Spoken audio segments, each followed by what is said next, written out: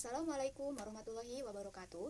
Perkenalkan, nama saya Ita Susilawati dari Program Studi Ilmu Komunikasi dengan nomor NIM 05317562. Saya membuat video ini bertujuan untuk memenuhi salah satu tugas dari Ibu Endang Ratnaningsih pada mata kuliah logika. Izinkan saya memaparkan jawaban dari pertanyaan-pertanyaan berikut.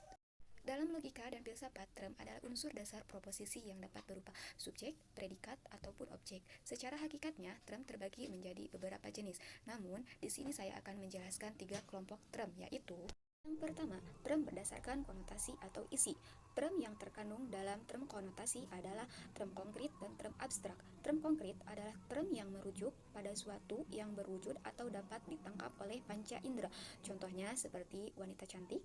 Konsep atau pengertian yang terkandung dalam term wanita cantik ini bersifat konkret, yang artinya dengan langsung memperlihatkan realitas sebagai subjek yang mempunyai diri.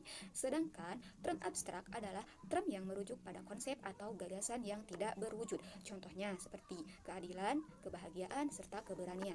2. Term berdasarkan denotasi dibagi menjadi 2 sifat umum, dan term ini disebut sebagai term umum dan term khusus. Term umum yaitu dapat mencakup keseluruhan hal-hal yang ditunjuk tanpa pengecualian.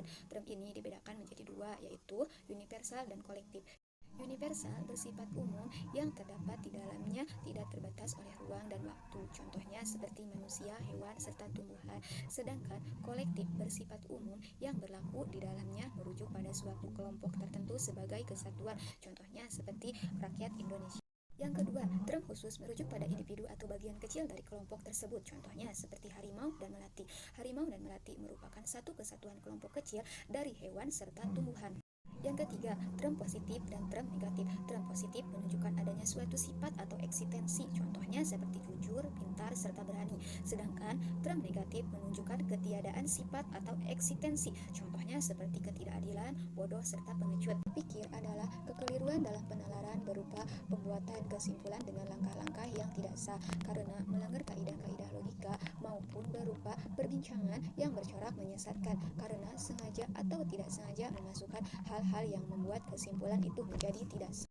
Menurut para ahli logika, sesat pikir dibedakan menjadi 3 bagian, yaitu formal, verbal, serta material. Di sini saya akan mengambil salah satu contoh sesat pikir material. Sesat pikir material merupakan kekeliruan penalaran berdasarkan isi, yaitu yang mencakup kenyataan yang sengaja ataupun tidak sengaja. Contohnya seperti, kamu tidak usah didengarkan soal ekonomi, kamu saja miskin.